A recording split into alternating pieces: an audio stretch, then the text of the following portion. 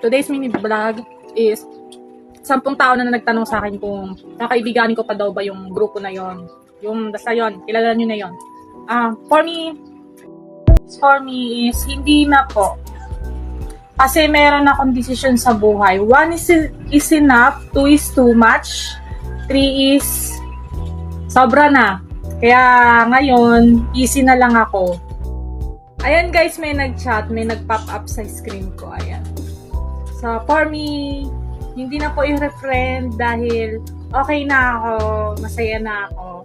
Kaya, goods. Bahala na sila. Talaga ako kay Ay, yung isang co-parent namin kay si Ay ha. Parang tanga kasi nga nilaano niya sa ibang tao na pagka nandun kami sa may pilahan. Grupo mo oh. Hindi ko naman pinapansin yun si Ay kasi alam kong magkokos lang yun ng gulo. Kaya ako, easy lang ako, masaya pa rin. May mga friends din naman ako pero secret na. Siyempre, di ba? Mas okay na yung secret. Kasi sa isang tao na kapag sinabi sa akin ayaw niya yung isang tao pero nakikipag-friend, alam mo na, gulo lang ang kahihinat nandun. Kaya iwas na tayo dyan guys.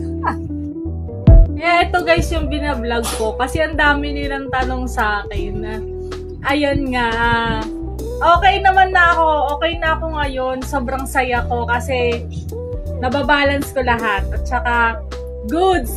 Sabi ko talaga guys na iiwas ako, gagawin ko literal.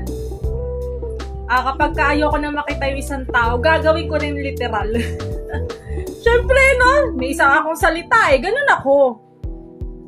Kung totoosin, alam din ng asawa ko lahat ng pangyayari. So, siya rin nagbi-build up sa akin kung anong dapat kong gawin, kung anong dapat kong pagdesisyonan sa buhay dahil alam din naman ng asawa ko ang tama at mali. This 2025 na darating ang pasukan, mas pipiliin ko na po ay yung matured na kaibigan kaysa sa isip bata. Isip bata is nagkokos ng gulo, matured means mas naiintindihan ka.